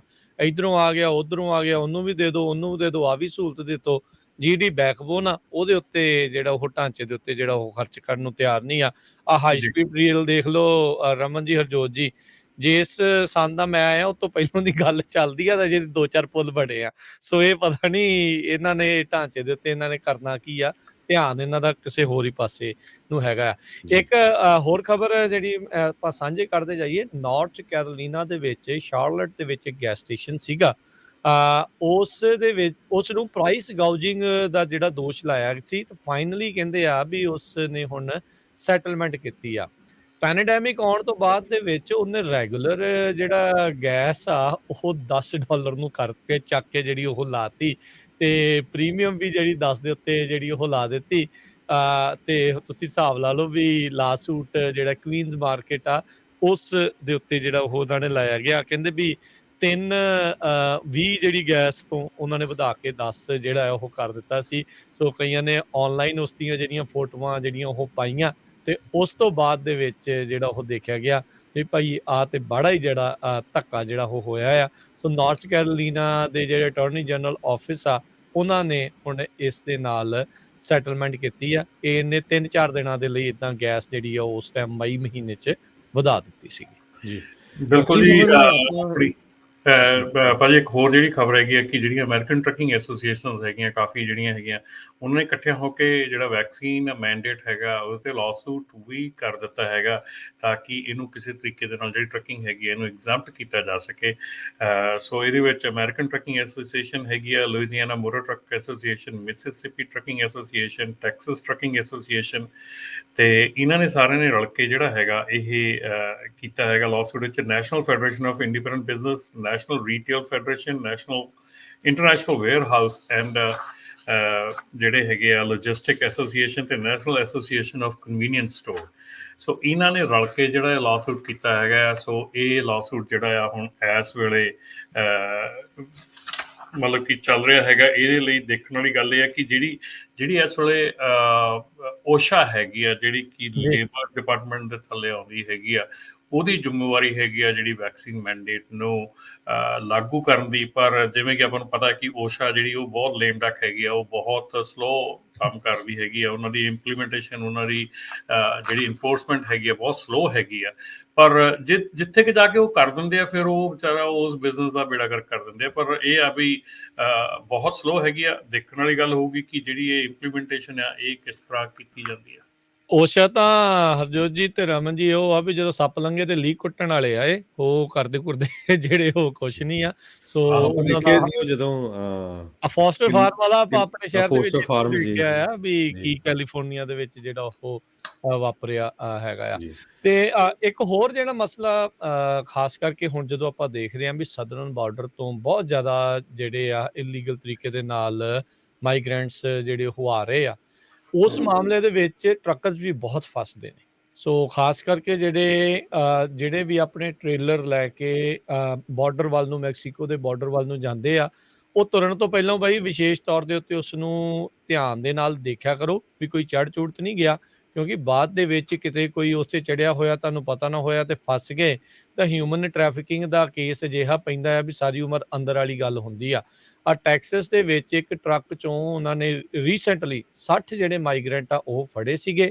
ਇੱਕ ਫਾਲਸ ਕਹਿੰਦੇ ਵਾਲ ਉਹਨਾਂ ਨੇ ਜਿਹੜੀ ਉਹ ਬਣਾਈ ਸੀ, ਟ੍ਰੇਲਰ ਜਿਹੜਾ ਉਹ ਇਨਸਾਈਡ ਉਹਨਾਂ ਨੇ ਛੋਟਾ ਕੀਤਾ ਸੀ। ਉਸ ਕੰਧ ਦੇ ਪਿੱਛੇ ਜਿਹੜੇ ਆ ਇਹ 60 ਲੋਕਾਂ ਨੂੰ ਤਾੜ ਕੇ ਜਿਹੜਾ ਆ ਉਹ ਬਾਰਡਰ ਜਿਹੜਾ ਉਹ ਟਪਾ ਰਿਹਾ ਸੀਗਾ। ਕੋਈ 40 ਉਹਨਾਂ ਚੋਂ ਮੈਕਸੀਕਨ ਸੀਗੇ, ਜਿਹੜੇ ਗੁਆਟਾਮਾਲਾ, ਹੌਂਡਰਸ, ਅਲ ਸਲਵਾਡੋਰ ਦੇ ਸੀਗੇ, ਤੇ 4 ਜਿਹੜੇ ਮਾਈਨਰ ਸੀਗੇ ਜਿਹੜੇ 13 ਸਾਲ ਤੋਂ ਘੱਟ ਦੀ ਉਮਰ ਦੇ ਸੀਗੇ। ਸੋ ਇਹ ਜ਼ਿਆਦਾ ਧਿਆਨ ਜਿਹੜਾ ਉਹ ਬਿਲਕੁਲ ਰਾਜਕਿਰਨ ਅਸੀਂ ਕਾਫੀ ਵਾਰੀ ਜਿਹੜਾ ਆ ਇਹ ਕੰਮ ਹੁੰਦਾ ਆ ਲਰੀਡੋ ਯੂਜ਼ਲੀ ਅਸੀਂ ਲੋਡ ਚੱਕਣ ਲਰੀਡੋ ਜਾਈਦਾ ਸੀ ਮੈਕੈਲਨ ਜਾਈਦਾ ਸੀਗਾ ਟੈਕਸਸ ਬਾਰਡਰ ਤੇ ਉੱਥੇ ਤੁਹਾਨੂੰ ਜਿਹੜਾ ਇਹ ਤਾਂ ਹੈਗਾ ਪ੍ਰੀ ਪਲਾਨਡ ਜਿਹੜਾ ਕਰਕੇ ਕੁਝ ਕਰ ਰਿਹਾ ਸੀਗਾ, ਠੀਕ ਹੈ ਨਾ, ਬਾਰਡਰ ਤੋਂ ਕ੍ਰਾਸ ਕਰ ਰਿਹਾ ਸੀਗਾ। ਆਪਣੇ ਨਾਲ ਕੀ ਹੁੰਦਾ ਆ ਕਿ ਜਦੋਂ ਟਰੱਕ ਸਟਾਪ ਤੇ ਟਰੱਕ ਖੜਾ ਆ, ਮੰਨ ਲਓ ਉੱਥੇ ਤੁਹਾਡਾ ਪੁਲਿਸ ਦੀ ਕਾਰ ਜੇ ਘੁੰਮਦੀ ਦਿਖ ਜਵੇ, ਹੈ ਨਾ, ਤੇ ਤੁਹਾਡੇ ਟਰੱਕ ਦੇ ਜਿਹੜੇ ਟ੍ਰੇਲਰ ਦੇ ਟਰੱਕ ਦੇ ਵਿਚਾਲੇ ਜਿਹੜੀ ਜਗ੍ਹਾ ਹੁੰਦੀ ਆ ਉੱਥੇ ਕਹਿ ਲਓ ਜਾਂ ਟਰੱਕ ਦੇ ਥੱਲੇ ਜਾਂ ਟ੍ਰੇਲਰ ਦੇ ਥੱਲੇ ਬੜੀ ਵਾਰੀ ਤੁਹਾਨੂੰ ਦੌੜ ਕੇ ਬੰਦੇ ਲੁਕਦੇ ਦਿਖਣਗੇ ਤੁਹਾਨੂੰ ਉੱਥੇ, ਜਿਹੜੇ ਕਿ ਉਹ ਇਧਰ ਟ੍ਰੇਲਰ ਦੇ ਥੱਲੇ ਵੜ ਜਾਣਗੇ ਜਾਂ ਕਈ ਟਰੱਕ ਹੈਗੇ ਆ ਜਿਨ੍ਹਾਂ ਦੇ ਜਿਹੜਾ ਮਿਡ ਰੂਫ ਜਿਹਨੂੰ ਕਹਿ ਦਿੰਦੇ ਆ ਮਿਡ ਰੂਫ ਟਰੱਕ ਹੈਗੇ ਆ, ਉਹਨਾਂ ਦੇ ਉੱਤੇ ਫੇਅਰਵੇ ਲੱਗਾ ਹੁੰਦਾ ਆ ਉੱਤੇ ਹਵਾ ਤਾਂ ਨੂੰ ਸਿੱਟਣ ਨੂੰ, ਸੋ ਉਹਦੇ ਥੱਲੇ ਜਗ੍ਹਾ ਹੁੰਦੀ ਹੈ ਥੋੜ੍ਹੀ ਜਿਹੀ ਉਹਦੇ ਵਿੱਚ। ਸੋ ਉੱਥੇ ਜ਼ਰੂਰ ਚੈੱਕ ਕਰ ਲਿਆ ਕਰੋ ਜਦੋਂ ਤੁਸੀਂ ਜਿਹੜੇ ਆਪਣੇ ਟਰੱਕਰ ਹੈਗੇ ਆ। ਇਹ ਜਦੋਂ ਕਈ ਵਾਰੀ ਹੁੰਦਾ ਹੈ ਕਿ ਲੋਡ ਲੈ ਕੇ ਗਏ ਹੁੰਦੇ ਆ, ਇੱਧਰੋਂ ਮੀਟ ਵਗੈਰਾ ਦਾ ਲੋਡ ਲਿਆ ਹੁੰਦਾ ਤੇ ਪਿੱਛੇ ਜਾ ਕੇ ਉੱਥੇ ਟਰੱਕ ਸਟਾਪ ਤੇ ਟ੍ਰੇਲਰ ਪਿੱਛੋਂ ਖੋਲ ਦੇਈਦਾ ਵੀ ਹਵਾ ਵਿੱਚੋਂ ਨਿਕਲ ਜਾਵੇ, ਹਵਾ ਫਿਰ ਜਾਵੇ। ਉਹ ਜਿਹੜਾ ਟ੍ਰੇਲਰ ਖੋਲ ਕੇ ਰੱਖਿਆ, ਜਦੋਂ ਉਹ ਟ੍ਰੇਲਰ ਤੁਸੀਂ ਖੋਲਦੇ ਆ ਜਾਂ ਖੋਲ ਕੇ ਰੱਖ ਛੱਡਦੇ ਆ, ਉੱਥੇ ਖੜੇ ਹੁੰਦੇ ਆ, ਵੇਟ ਕਰਦੇ ਆ ਆਪਣੇ ਪ੍ਰੋਡਿਊਸ ਲੋਡ ਦੀ, ਉਦੋਂ ਧਿਆਨ ਰੱਖਿਆ ਕਰੋ ਵੀ ਉਦੋਂ ਜਿਹੜਾ ਆ ਤੁਹਾਨੂੰ ਉਸ ਚੀਜ਼ ਦੇ ਲਈ ਦੇਖਣਾ ਪੈਣਾ ਕਿ ਤੁਹਾਡੇ ਟਰੱਕ ਦੇ ਅੰਦਰ ਜਦੋਂ ਤੁਸੀਂ ਬੰਦ ਕਰਨ ਲੱਗੇ ਆ, ਡੋਰ ਬੰਦ ਕਰਨ ਲੱਗੇ, ਧਿਆਨ ਨਾਲ ਦੇਖੋ। ਬਾਕੀ ਦੂਸਰੀ ਗੱਲ ਹੈ ਕਿ ਜਦੋਂ ਤੁਸੀਂ ਲੋਡ ਚੁੱਕਦੇ ਆ ਉੱਥੋਂ ਇਹਨਾਂ ਲੋਕੇਸ਼ਨਾਂ ਤੋਂ, ਕਹਿ ਲਓ ਚਾਹੇ ਯੂਮਾ ਹੈਗਾ, ਚਾਹੇ ਲੋਰੀਡੋ ਤੇ ਮੈਕੈਲਨ ਤੇ ਬ੍ਰਾਊਨਜ਼ਵਿਲ ਦੀ ਮੈਂ ਜ਼ਿਆਦਾ ਗੱਲ ਕਰੂੰਗਾ ਜਿਹੜੇ ਟੈਕਸਸ ਬਾਰਡਰ ਹੈਗੇ ਆ। ਜਿਹੜਾ ਅਜੇ ਨੋਗਾਲਸ ਵਗੈਰਾ ਹੈਗਾ, ਯੂਮਾ ਹੈਗਾ, ਇੱਥੇ ਘੱਟ ਕੰਮ ਹੈਗਾ। ਜਿਹੜੇ ਟੈਕਸਸ ਵਾਲੇ ਬਾਰਡਰ ਹੈਗੇ ਆ ਉੱਥੇ ਜਦੋਂ ਤੁਸੀਂ ਲੋਡ ਚੱਕਦੇ ਆ, ਟਰਾਈ ਕਰੋ ਕਿ ਡਾਕ ਤੇ ਜਾ ਕੇ ਤੁਸੀਂ ਇਹ ਦੇਖੋ। ਕਈ ਵਾਰੀ ਮੈਜੋਰਟੀ ਟਾਈਮ ਤਾਂ ਅਲਾਓ ਨਹੀਂ ਕਰਦੇ ਤੁਹਾਨੂੰ ਡਾਕ ਤੇ ਜਾਣਾ, ਪਰ ਜੇ ਤੁਸੀਂ ਡਾਕ ਤੇ ਜਾ ਕੇ ਦੇਖਦੇ ਆ ਤੇ ਡਾਕ ਤੇ ਜਾ ਕੇ ਦੇਖਣ ਦੇ ਟਾਈਮ ਤੇ ਜ਼ਰੂਰ ਆਪਣਾ ਚੈੱਕ ਕਰਿਆ ਕਰੋ ਕਿ ਤੁਸੀਂ ਸਿਰਫ ਪੈਲਟ ਹੀ ਲੱਦੇ ਜਾ ਰਹੇ ਆ ਕਿ ਹੋਰ ਵੀ ਕੁਝ ਲੱਦੇ ਜਾ ਰਿਹਾ ਵਿੱਚ। ਸੋ ਅਗੇਨ ਜਦੋਂ ਤੁਸੀਂ ਕਿਤੇ ਵੀ ਲੋਡ ਚੱਕਦੇ ਆ, ਇਹ ਪਲੀਜ਼ ਜ਼ਰੂਰ ਕਰਿਆ ਕਰੋ ਜਦੋਂ ਤੁਸੀਂ ਲੋਡ ਚੱਕ ਕੇ ਆਪਣਾ ਮਾਸਟਰ ਬਿੱਲ ਜਿਹੜਾ ਜਿੱਥੇ ਸਾਈਨ ਕਰਦੇ, ਬਿੱਲ ਆਫ ਲੀਡਿੰਗ ਤੇ ਜਦੋਂ ਸਾਈਨ ਕਰਦੇ ਆ, ਜੇ ਤੁਸੀਂ ਲੋਡ ਨੂੰ ਕਾਊਂਟ ਨਹੀਂ ਕੀਤਾ ਪਿੱਛੇ ਖੜ ਕੇ, ਜੇ ਤੁਹਾਨੂੰ ਕਾਊਂਟ ਨਹੀਂ ਕਰਨ ਦਿੱਤਾ ਗਿਆ ਤੇ ਜ਼ਰੂਰ ਸਿਗਨੇਚਰ ਦੇ ਨਾਲ ਆਪਣੇ ਲਿਖੋ ਸ਼ਿਪਰ ਕਾਊਂਟਡ, ਸ਼ਿਪਰ ਲੋਡਡ, ਠੀਕ ਹੈ ਨਾ। ਇਹ ਜ਼ਰੂਰ ਲਿਖਿਆ ਕਰੋ ਵੀ ਸ਼ਿਪਰ ਨੇ ਕਾਊਂਟ ਕੀਤਾ, ਸ਼ਿਪਰ ਨੇ ਲੋਡ ਕੀਤਾ, ਤਾਂ ਕਿ ਜੇ ਸ਼ੋਰਟੇਜ ਹੋਵੇ ਜਾਂ ਕੋਈ ਪ੍ਰੋਬਲਮ ਹੋਵੇ ਤੇ ਉਹਦੇ ਵਿੱਚ ਤੁਹਾਨੂੰ ਜਿਹੜਾ ਆ ਉਹ ਓਡਾ ਨੁਕਸਾਨ ਨਾ ਹੋ ਸਕੇ ਜਿੰਨਾ ਕਿ ਤੁਹਾਨੂੰ ਹੁਣ ਹੁੰਦਾ ਆ ਔਰ ਹੋ ਰਿਹਾ ਹੈਗਾ। ਔਰ ਇਹ ਚੀਜ਼ ਜਿਹੜੀ ਆ ਇਹ ਵਾਰ-ਵਾਰ ਸਾਰਿਆਂ ਨੂੰ ਕਹਾਂਗੇ, ਸ਼ਿਪਰ ਕਾਊਂਟਡ, ਸ਼ਿਪਰ ਲੋਡਡ, ਇਹ ਜਿਹੜਾ ਆ ਜ਼ਰੂਰ ਲਿਖਿਆ ਕਰੋ। ਤੇ ਬਾਕੀ ਜਿਹੜਾ ਆਪਾਂ ਪਿਛਲੇ ਕਈ ਵੀਕਸ ਦੇ ਵਿੱਚ ਫਰਾਡ ਦੀ ਗੱਲ ਕੀਤੀ ਸੀਗੀ, ਉਹ ਫਰਾਡ ਦੀਆਂ ਹੋਰ ਕਾਲਸ ਆ ਰਹੀਆਂ ਹੈਗੀਆਂ, ਥੋੜ੍ਹੀਆਂ ਨਹੀਂ ਕਾਫੀ ਕਾਲਸ ਆ ਰਹੀਆਂ ਹੈਗੀਆਂ। ਲੋਡਾਂ ਦੇ ਰੇਟ ਜਿਹੜੇ ਬਹੁਤ ਜ਼ਿਆਦਾ ਹੈਗੇ ਆ ਤੇ ਪ੍ਰੋਮੀਨੈਂਟ ਕੰਪਨੀਆਂ ਦੇ ਨਾਂ ਤੇ ਜਿਹੜੀਆਂ ਲੋਡ ਕਨਫਰਮੇਸ਼ਨ ਬਣਾ ਕੇ ਤੇ ਤੁਹਾਨੂੰ ਦਿੱਤੀਆਂ ਜਾ ਰਹੀਆਂ, ਔਰ ਬੰਦਾ ਸਮਝਦਾ ਵੀ ਇਹ ਪ੍ਰੋਮੀਨੈਂਟ ਕੰਪਨੀ ਹੈਗੀ ਆ, ਇਹਦੀ ਲੋਡ ਕਨਫਰਮੇਸ਼ਨ ਦਿੱਤੀ ਆ, ਇਹਦਾ ਤਾਂ ਕੋਈ ਪ੍ਰੋਬਲਮ ਨਹੀਂ ਹੋਣੀ, ਇਹ ਤਾਂ ਪੈਸੇ ਮਿਲ ਹੀ ਜਾਣੇ ਆ। ਪਰ ਨਹੀਂ, ਉਹ ਗਲਤ ਹੈਗੀ ਆ। ਤੁਸੀਂ ਜੇ ਤੁਹਾਨੂੰ ਲੱਗਦਾ ਹੈ ਕਿ ਜ਼ਰੂਰਤ ਨਾਲੋਂ ਜ਼ਿਆਦਾ ਪੈਸੇ ਮਿਲੇ ਆ ਤੁਹਾਨੂੰ ਕਿਸੇ ਲੋਡ ਦੇ, ਤੇ ਡੈਫੀਨੇਟਲੀ ਉਹ ਲੋਡ ਦੇ ਵਿੱਚ ਕੋਈ ਨਾ ਕੋਈ ਪ੍ਰੋਬਲਮ ਹੈਗੀ ਆ। ਸੋ ਇਹ ਜਿਹੜੀ ਆ ਆਪਣਾ ਗੂਗਲ ਤੇ ਜਾ ਕੇ ਉਹ ਕੰਪਨੀ ਦੇ 800 ਨੰਬਰ ਤੇ ਕਾਲ ਕਰਕੇ ਉਹ EMPLOYEE ਨੂੰ ਚੈੱਕ ਕਰੋ ਵੀ ਉਹ EMPLOYEE ਉੱਥੇ ਕੰਮ ਕਰਦਾ ਆ ਕਿ ਨਹੀਂ ਕਰਦਾ। ਸੋ ਇਹ ਇੱਕ ਸਾਰਿਆਂ ਨਾਲੋਂ ਵਧੀਆ ਤੇ ਸਿੰਪਲ ਟੂਲ ਹੈਗਾ ਜਿਹਨੂੰ ਕਿ ਤੁਸੀਂ ਯੂਜ਼ ਕਰਕੇ ਆਪਣੇ ਆਪ ਨੂੰ ਫਰਾਡ ਤੋਂ ਬਚਾ ਸਕਦੇ ਹੋ। ਜੀ, ਸੋ ਬਿਲਕੁਲ ਸਰੋਤਿਆਂ ਨੂੰ ਆਪਾਂ ਬੇਨਤੀ ਕਰਦੇ ਹਾਂ, ਜੇ ਤੁਹਾਡਾ ਕੋਈ ਕੁਐਸਚਨ ਹੈ ਤੁਸੀਂ ਕਾਲ ਕਰ ਸਕਦੇ ਹੋ 408 272 5200 ਤੇ ਸਾਡਾ ਲਾਈਵ ਪ੍ਰੋਗਰਾਮ ਚੱਲ ਰਿਹਾ।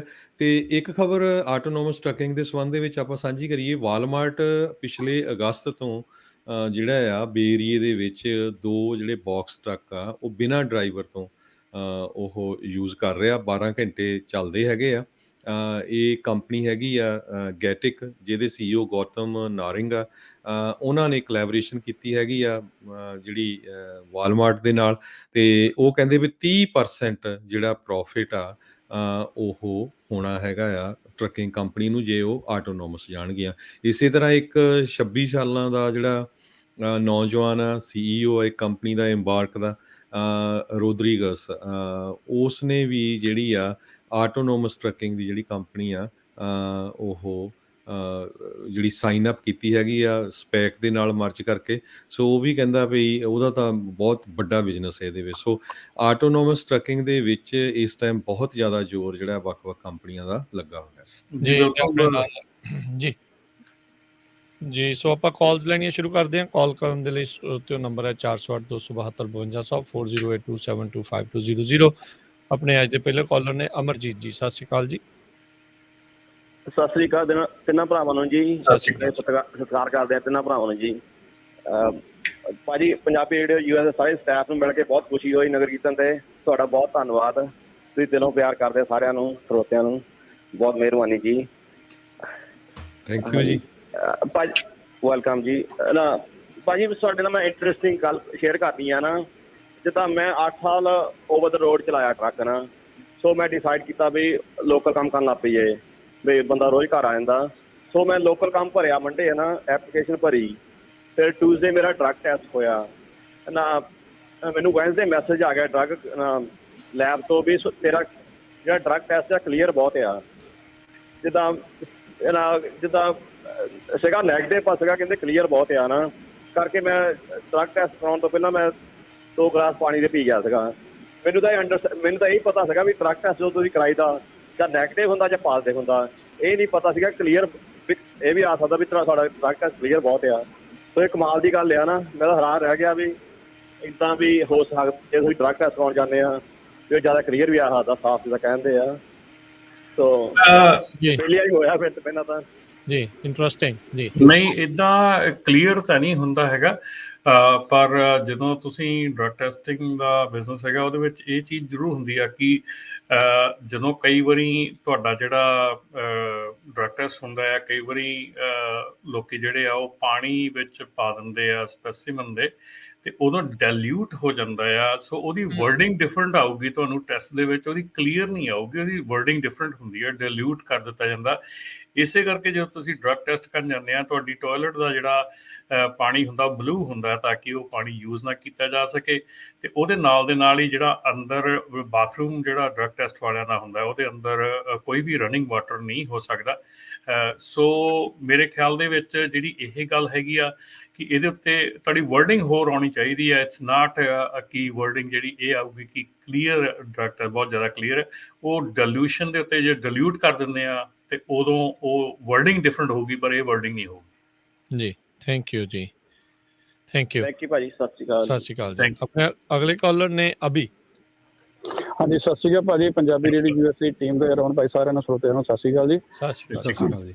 ਹਾਂਜੀ ਭਾਜੀ ਆਪਾਂ ਗੱਲ ਕਰ ਰਹੇ ਸੀ ਉਹਨੇ ਨਾ, ਤੁਸੀਂ ਕਹਿੰਦੇ ਫਰੋਡ ਹੋ ਰਹੇ ਜਾਂ ਬ੍ਰੋਕਰ ਵਗੈਰਾ ਫਰੋਡ ਕਰ ਰਿਹਾ। ਮੇਰੀ ਤਾਂ ਰਿਕੁਐਸਟ ਸੀ, ਮੈਂ ਲਾਸਟ ਵੀਕ ਵੀ ਆਈ ਥਿੰਕ ਇਹੀ ਗੱਲ ਹੋਈ ਸੀਗੀ ਵੀ ਜਿਹਨਾਂ ਬੰਦਿਆਂ ਨਾਲ ਫਰੋਡ ਹੁੰਦੇ ਆ ਕੋਸ਼ਿਸ਼ ਕਰੋ, ਜਾਂ ਭਾਜੀ ਰਮਨ ਨਾਲ ਵੀ ਡਿਸਕਸ਼ਨ ਕਰਦੇ ਆ, ਉਹਨਾਂ ਨੂੰ ਨਾ ਨਾਮ ਮੈਂਸ਼ਨ ਕਰ ਦੇਣਾ ਕਰਨਾ ਤਾਂ ਰੇਡੀਓ 'ਤੇ ਆ ਕੇ ਵੀ ਆਹ ਫਲਾਨੀ ਕੰਪਨੀ ਹੈਗੀ, ਇਸ ਕੰਪਨੀ ਵੱਲੋਂ ਸਾਨੂੰ ਫਰੋਡ ਹੋਇਆ, ਤਾਂ ਕਿ ਫਿਊਚਰ ਵਿੱਚ ਜੋ ਬੰਦਾ ਕੋਈ ਵੀ ਲੋਡ ਚੁੱਕਦਾ ਤੇ ਉਹ ਉਹਦਾ ਅਲਰਟ ਹੋ ਜਾਂਦਾ। ਵੈਸੇ ਤਾਂ ਹਰ ਇੱਕ ਪਾਸੇ ਅਲਰਟ ਜਿਹੜਾ ਲੋਡ ਮਰਜ਼ੀ ਚੁੱਕੋ ਅਲਰਟ ਹੋ ਕੇ ਚੱਲਣਾ ਚਾਹੀਦਾ, ਪਰ ਉਸ ਬੰਦਾ ਫਿਰ ਜ਼ਿਆਦਾ ਧਿਆਨ ਦਿੰਦਾ ਉਸ ਚੀਜ਼ ਦੇ ਉੱਪਰ ਵੀ ਇਹ ਕੰਪਨੀ ਇਸ ਲੈਵਲ ਦੇ ਉੱਪਰ ਇਸ ਨਾਂ ਦੇ ਅੰਡਰ ਹੈਗੀ, ਉਹ ਫਰੋਡ ਕਰਦੀ ਹੈਗੀ ਹੈ, ਤੇ ਉਹ ਫਿਰ ਬੰਦਾ ਫਿਰ ਇਹ ਧੋਖਾ ਹੋਣ ਦੇ ਚਾਂਸ ਘੱਟ ਜਾਂਦੇ ਠੀਕ ਹੈ ਜੀ।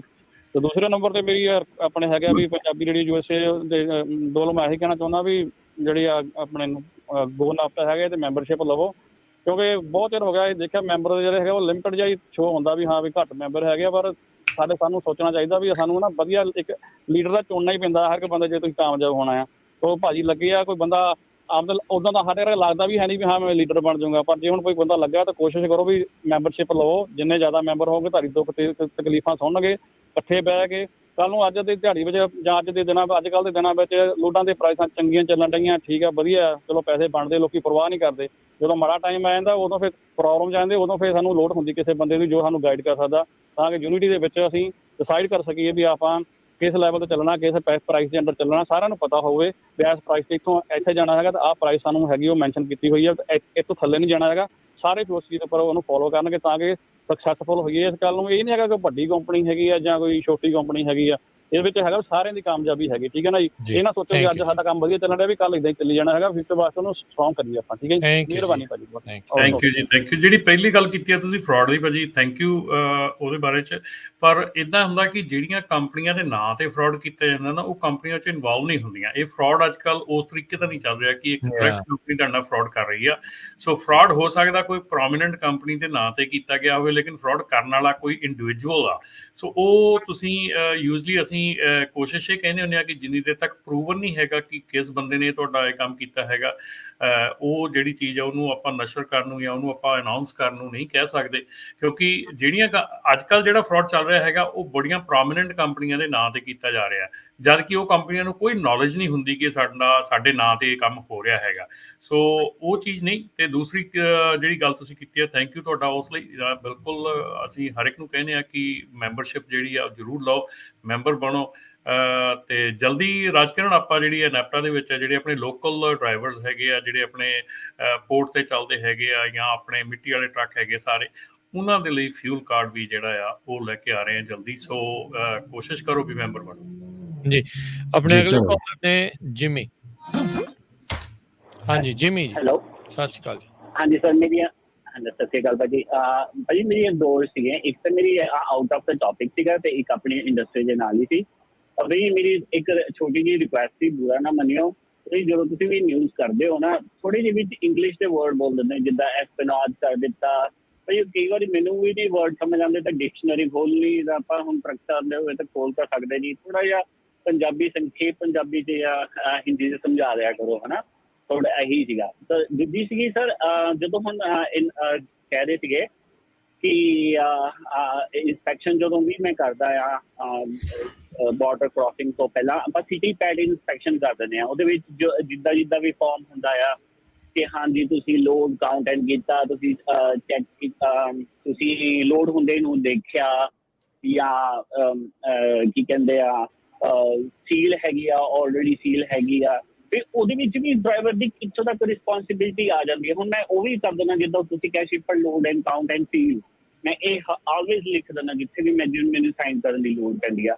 ਪਰ ਇਹ ਜੇ ਫਿਰ ਵੀ ਟ੍ਰੇਲਰ ਦੇ ਵਿੱਚੋਂ ਕੁਝ ਵੀ ਡਰੱਗਸ ਨਿਕਲ ਜਾਂਦੇ ਆ, ਕਿੰਨੀ ਕੁ ਡਰਾਈਵਰ ਦੀ ਜ਼ਿੰਮੇਵਾਰੀ ਆ ਜਾਂਦੀ ਕਿ ਉਹ 'ਚ ਵੀ ਡਰਾਈਵਰ ਰਿਸਪੌਂਸਿਬਲ ਹੈਗਾ? ਦੇਖੋ ਜੀ, ਇੱਕ ਤਾਂ ਪਹਿਲੀ ਤਾਂ ਗੱਲ ਇਹ ਹੈਗੀ ਆ ਕਿ ਇੱਕ ਕੋਰਸਿਸ ਹੈਗੇ ਆ ਜਿਹੜੇ ਕਿ ਬਾਰਡਰ ਕ੍ਰੋਸਿੰਗ ਦੇ ਲਈ ਕੋਰਸਿਸ ਹੈਗੇ ਆ। ਸੋ ਤੁਸੀਂ ਪਹਿਲੀ ਗੱਲ ਤਾਂ ਇਹ ਕਿ ਮੈਂ ਰਿਕਮੈਂਡ ਕਰੂੰਗਾ ਕਿ ਤੁਸੀਂ ਕੋਰਸਿਸ ਜ਼ਰੂਰ ਇੱਦਾਂ ਦੇ ਜਿਹੜੇ ਹੈਗੇ ਆ ਉਹ ਜ਼ਰੂਰ ਕਰੋ, ਪਹਿਲੀ ਗੱਲ, ਕਿਉਂਕਿ ਆਪਣੇ ਆਪ ਨੂੰ ਅਪਡੇਟ ਰੱਖਣ ਲਈ ਤੁਹਾਨੂੰ ਇਹੋ ਜਿਹੇ ਕੋਰਸਿਸ ਜਿਹੜੇ ਆ ਉਹ ਕਰਨੇ ਚਾਹੀਦੇ ਆ। ਤੁਸੀਂ ਆਫਟਰ ਸ਼ੋਅ ਮੈਨੂੰ ਕਾਲ ਕਰ ਸਕਦੇ ਆ ਅਤੇ ਆਈ ਕੈਨ ਰਿਕਮੈਂਡ ਯੂ, ਠੀਕ ਹੈ ਨਾ। ਦੂਸਰੀ ਗੱਲ ਇਹ ਹੈਗੀ ਆ ਜੀ, ਜਿਹੜੀ ਚੀਜ਼ ਦੇ ਉੱਤੇ ਇਸੇ ਕਰਕੇ ਦੇਖੋ ਮੈਂ ਪਹਿਲਾਂ ਹੀ ਅਜੇ ਕਹਿ ਕੇ ਹਟਿਆ ਕਿ ਜਦੋਂ ਤੁਸੀਂ ਲੋਡ ਕੀਤਾ ਆ, ਜੇ ਤੁਸੀਂ ਲੋਡਿੰਗ ਦੇ ਵੇਲੇ ਤੁਸੀਂ ਨਹੀਂ ਅਬਜ਼ਰਵ ਕੀਤਾ ਕਿਸੇ ਚੀਜ਼ ਨੂੰ, ਤੇ ਉਹਦੇ ਤੇ ਲਿਖਣਾ ਤੁਹਾਡੇ ਲਈ ਤੁਹਾਡਾ ਹੱਕ ਆ। ਜੇ ਤੁਸੀਂ ਕੋਈ ਚੀਜ਼ ਅਬਜ਼ਰਵ ਹੀ ਨਹੀਂ ਕੀਤੀ, ਤੁਹਾਨੂੰ ਉਹਨੇ ਥੱਲੇ ਲਿਖਿਆ ਵੀ ਮੈਂ ਤੈਨੂੰ ਇੰਨੇ ਪੀਸ ਦਿੱਤੇ, ਮੈਂ ਤੈਨੂੰ ਇੰਨੇ ਪੈਲਟ ਦਿੱਤੇ, ਮੈਂ ਤੈਨੂੰ 1575 ਪੀਸ ਦਿੱਤੇ, ਠੀਕ ਆ। ਹੁਣ ਤੁਹਾਨੂੰ ਉਹਨੇ ਦੇ ਕੇ ਸਾਈਨ ਜਦੋਂ ਤੁਹਾਡੇ ਲਏ ਆ, ਤੇ ਉਹ ਕਨਫਰਮੇਸ਼ਨ ਹੈ ਵੀ ਤੁਸੀਂ ਉਹਨੇ ਪੀਸ ਲਏ ਆ। ਪਰ ਜੇ ਤੁਸੀਂ ਉਹਨੇ ਪੀਸ ਗਿਣੇ ਨਹੀਂ, ਆਪਣੇ ਅੱਖਾਂ ਦੇ ਨਾਲ ਹੱਥਾਂ ਦੇ ਨਾਲ ਗਿਣੇ ਨਹੀਂ, ਤੇ ਤੁਹਾਨੂੰ ਨਹੀਂ ਪਤਾ ਹੈਗਾ। ਸੋ ਇਸ ਕਰਕੇ ਉੱਥੇ ਲਿਖਣਾ ਤੁਹਾਡਾ ਹੱਕ ਆ ਕਿ ਸ਼ਿਪਰ ਲੋਡਡ, ਸ਼ਿਪਰ ਕਾਊਂਟਡ, ਠੀਕ ਆ। ਸੋ ਉਹਦਾ ਮਤਲਬ ਹੈ ਜਦੋਂ ਤੁਸੀਂ ਬਾਰਡਰ ਕ੍ਰਾਸਿੰਗ ਦੇ ਉੱਤੇ ਜਾ ਕੇ ਕੋਈ ਇੱਦਾਂ ਦੀ ਚੀਜ਼ ਹੁੰਦੀ ਆ ਤੁਹਾਡੇ ਨਾਲ, ਉੱਥੇ ਤੁਸੀਂ ਦਿਖਾ ਸਕਦੇ ਆ ਕਿ ਆਹ ਦੇਖੋ ਮੈਂ ਉਹਦੇ ਉੱਤੇ ਲਿਖਿਆ ਆ ਸ਼ਿਪਰ ਕਾਊਂਟਡ, ਸ਼ਿਪਰ ਲੋਡਡ। ਉਹਦੇ ਤੇ ਮੈਂ ਕਲੀਅਰ ਆ, ਮੈਂ ਕਾਊਂਟ ਨਹੀਂ ਕੀਤੇ, ਮੈਂ ਲੋਡ ਨਹੀਂ ਕੀਤੇ, ਮੈਨੂੰ ਨਹੀਂ ਪਤਾ ਪਿੱਛੇ ਕੀ ਆ, ਠੀਕ ਹੈ ਨਾ।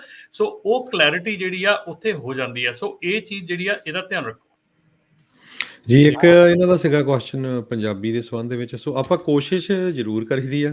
ਕਈ ਵਾਰੀ ਖਬਰਾਂ ਤੁਹਾਨੂੰ ਪਤਾ ਵੀ ਜਦੋਂ ਰਾਈਟ ਵੇ ਉਹਦੀ ਇੱਕੋ ਦਮ ਇੰਗਲਿਸ਼ ਤੋਂ ਪੰਜਾਬੀ ਬਣਾਉਣੀ ਆ, ਉਹ ਸ਼ਬਦ ਨਹੀਂ ਸੋਚਦਾ। ਸੋ ਕੋਸ਼ਿਸ਼ ਸਾਡੀ ਜ਼ਰੂਰ ਹੁੰਦੀ ਆ ਵੀ ਆਪਾਂ ਵੱਧ ਤੋਂ ਕਈ ਵੱਧ ਵਾਰੀ ਪੰਜਾਬੀ ਬਹੁਤ ਸਾਰੇ ਇਦਾਂ ਦੀਆਂ ਚੀਜ਼ਾਂ ਹੈਗੀਆਂ ਜਿਨ੍ਹਾਂ ਦੇ ਅਜੇ ਹੈਗੇ ਨਹੀਂ ਆ, ਉਹ ਚੀਜ਼ਾਂ ਆਪਾਂ ਦੇਖੀਆਂ ਨਹੀਂ ਆ, ਉਹਨਾਂ ਦੇ ਸ਼ਬਦ ਜਿਹੜੇ ਆ ਪੰਜਾਬੀ 'ਚ ਉਹਨਾਂ ਦਾ ਤਰਜਮਾ ਨਹੀਂ ਵੀ ਹੋਇਆ। ਪਰ ਚਲੋ ਕੋਈ ਨਹੀਂ, ਸੁਧਾਰ ਜਿਹੜੇ ਇਸ ਦੇ ਵਿੱਚ ਆਪਾਂ ਕਰਦੇ ਰਵਾਂਗੇ। ਆਪਣੇ ਅਗਲੇ ਕਾਲਰ ਆਪਣੇ ਨਾਲ ਜੁੜੇ ਨੇ ਅਮਰੀਕ ਜੀ, ਸਤਿ ਸ਼੍ਰੀ ਅਕਾਲ।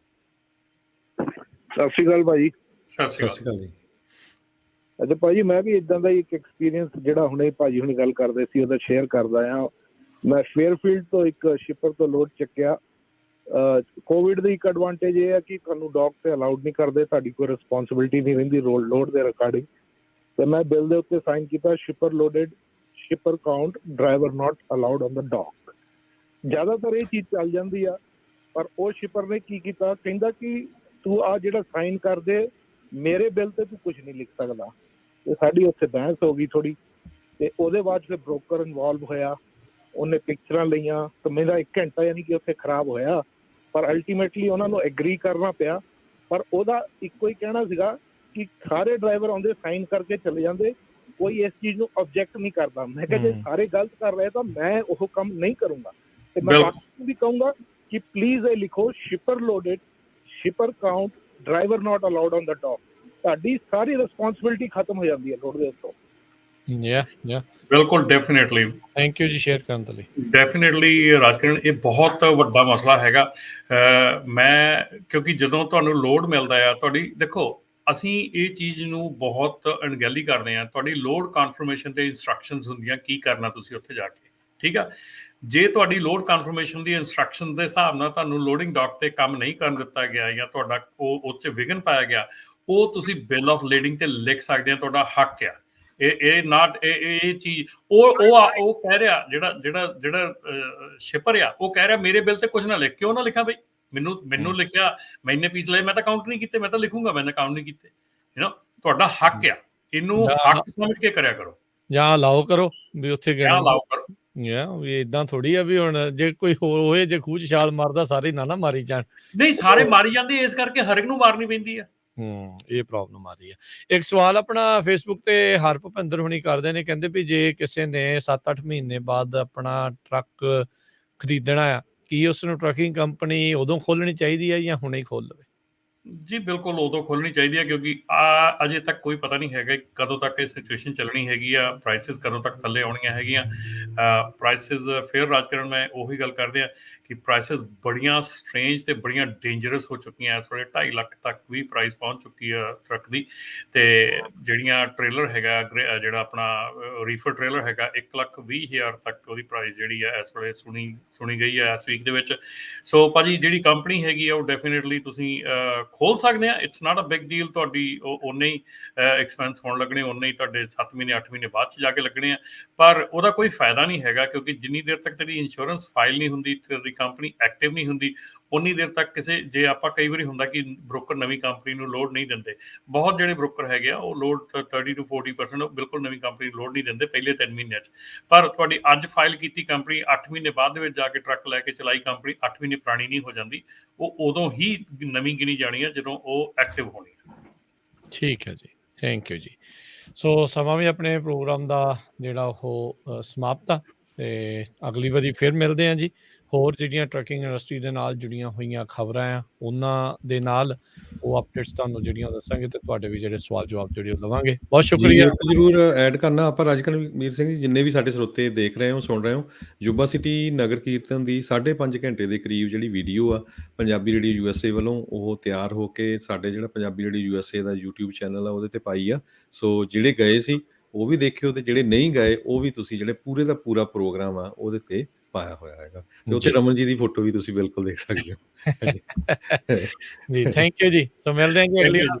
ਸਭ ਨੂੰ ਬਹੁਤ ਪਿਆਰ ਸਤਿਕਾਰ ਸਨੇਕੀ ਜੀ। ਸਤਿ ਸ੍ਰੀ ਅਕਾਲ ਜੀ। Punjabi radio USA।